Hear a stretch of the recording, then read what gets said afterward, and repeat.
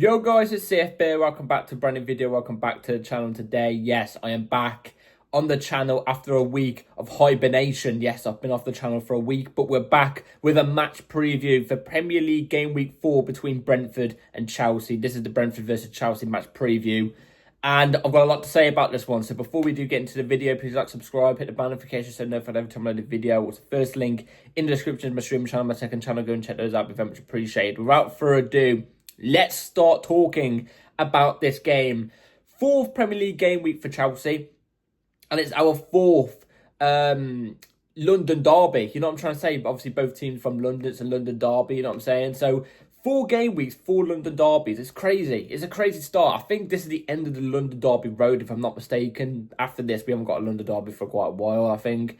But crazy start, isn't it? 4 London derbies as to start off with. And at the moment, we're undefeated in all of them. You know what I'm saying? That's the way Chelsea should operate. That's the way we should operate.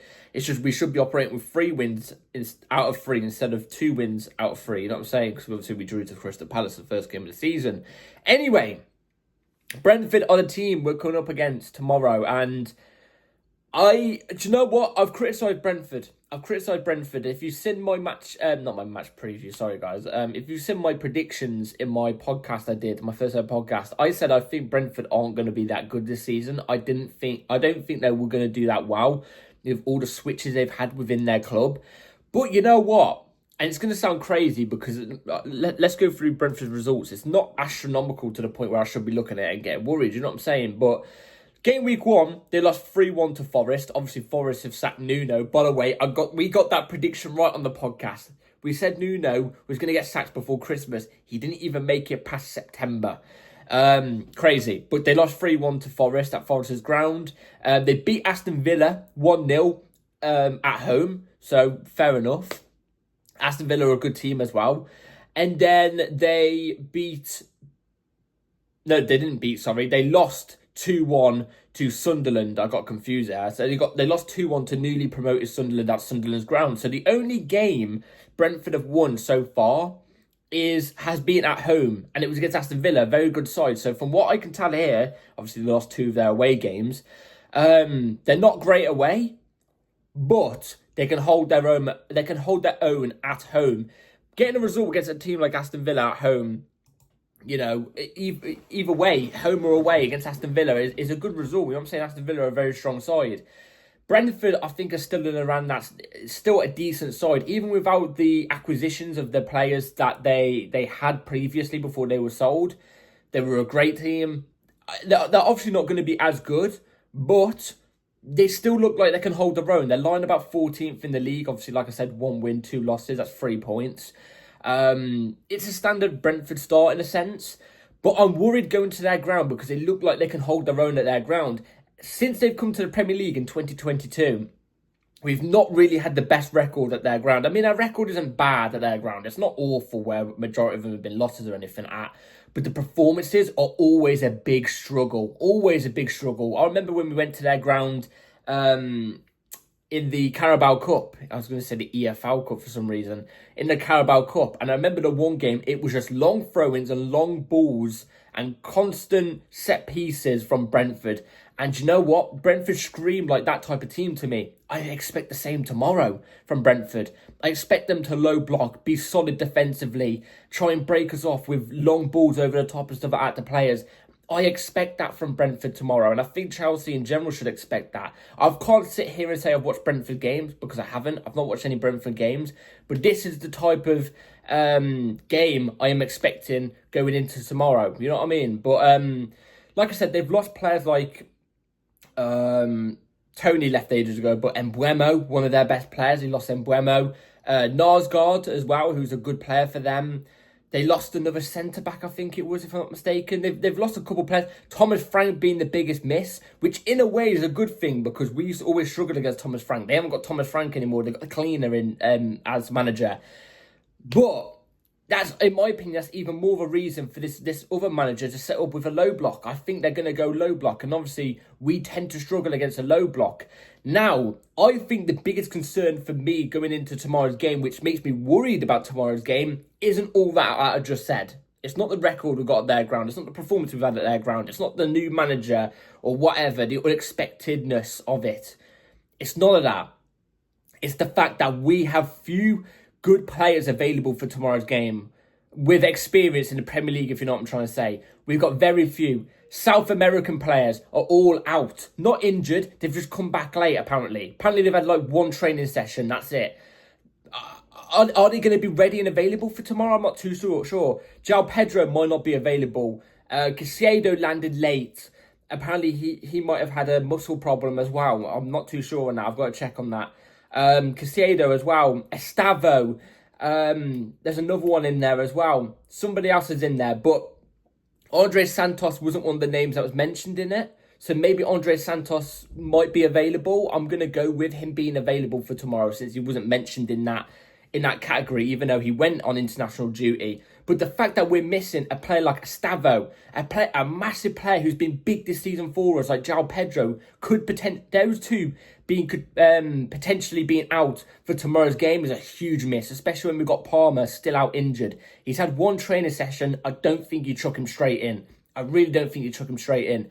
What are we going to do tomorrow? I'm not too sure. We've got players, we've got backups, but it's players that can fit into those positions who aren't that experienced in the Premier League. That's my only problem. And going to a team like Brentford with a brand new manager, a ground that we just notoriously struggle at, with the potential of facing a low block, for me just screams it's going to be a very, very, very tough game tomorrow. An absolutely tough game tomorrow. We got to go there, get down and gritty, in my opinion. We've got to get down and gritty. You've even got players like Reece James, who played the majority of the minutes for England in the international break without any rest. Cucurella, the same. There's going to be players in the team that are fatigued, that are going to need rest, especially with us managing minutes on players like Reece James. I'm very worried tomorrow. I'm not going to lie, I'm very, very worried tomorrow. But, you know, that's just the game. It's just the aim of the game, isn't it? And we've got to go there. We've got to face a low block. Tomorrow, if we're facing the low block, which I'm 95% sure we will be, I've got to be honest, I think we will be, what we've got to do tomorrow is we've got to take a risk. Somebody on that pitch tomorrow has got to be there. Like, if there's no opening, if we can't open them up, someone's in this team's got to go, all right, let's take matters into my own hands. I don't mind if you dribble past two players and take the shot and it dribbles wide. I don't mind, because you're taking the opportunity. Do you know what I mean? So risk takers got to be a big thing. We need that first goal as well tomorrow. We get that first goal, Brentford would then have to come at us instead of low block. Or if that's what they're going to do. I have to keep saying that because I don't know what they're going to do. I haven't seen them this season, but I'm presuming it's what they're going to do because it's classic Brentford. But we need that first goal. That's a big point as well. We need that first goal. Anyway, injury news real quick. Like I said, the South Americans could potentially be out. That's why I hate international breaks so much. So bloody much. Lavia is back in training, but I think it's too early, this game is. And Palmer's back in training. Again, too early. Wesley Fofana's back. He could potentially play. I've not heard too much yet. Badiashile, I don't know if he's fully back yet or not. Anyway, let's get into the team lineup I'll go for tomorrow. So, this is the 11 I'm going to go for tomorrow. Prepare. It's right here on the screen. Robert Sanchez in goal. It's going to be Robert Sanchez.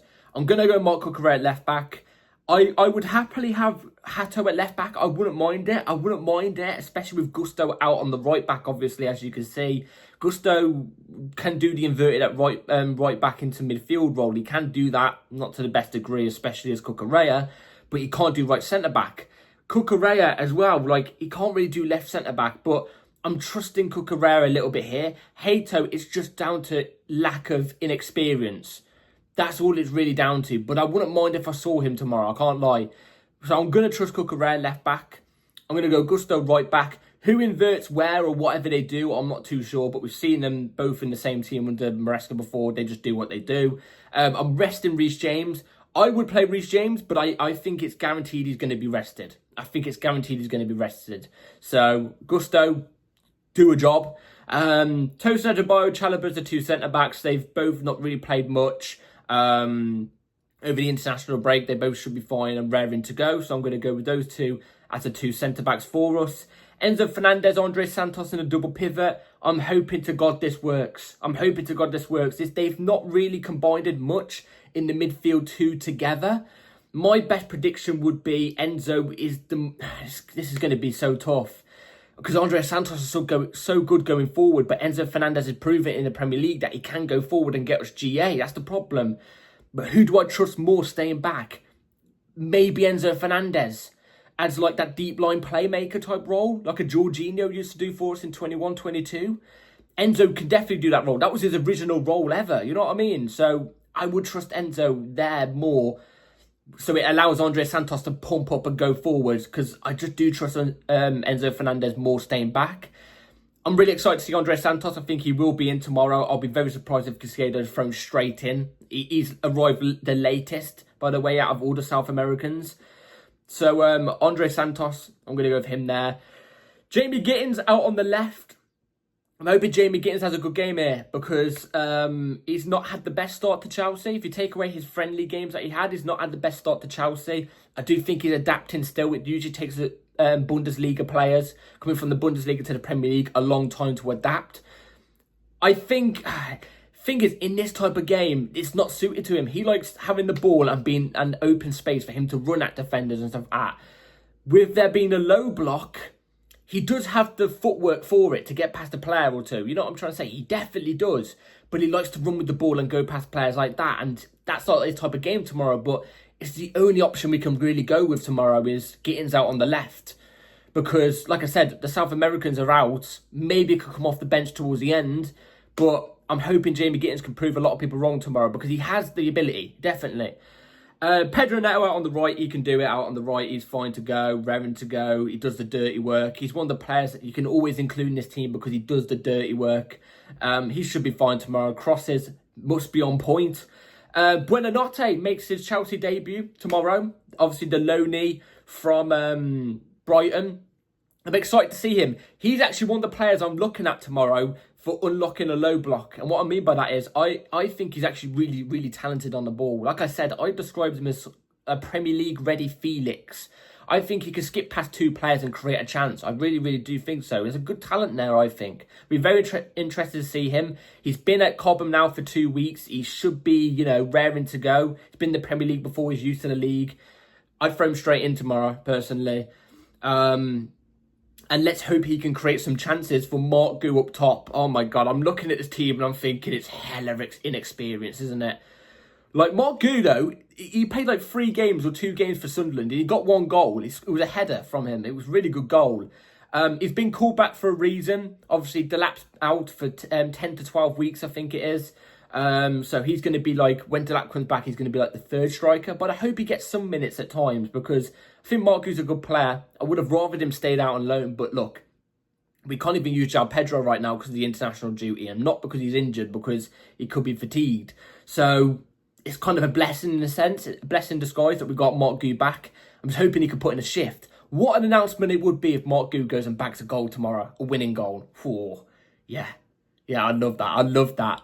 Anyway, that is the lineup I'll go for tomorrow. It's very inexperienced, I know, but it's the best I can possibly come up with, especially with the news that we've had. Anyway, let me know in the comments down below what you go with. So, score prediction tomorrow, Brentford versus Chelsea. I actually think we've got quite a few away games coming up soon, like back-to-back, which is another crazy thing, by the way. But score prediction tomorrow, Brentford versus Chelsea. Not going to be an easy game at all, despite what results and, you know, the tables show, you know what I'm saying? You can't read too much into that at this point of the season. But I am gonna go for Chelsea win. I think it's gonna be Brentford 1, Chelsea 2. I think it's gonna be a very tight game. I wouldn't even be surprised if it's a late winner from Chelsea tomorrow.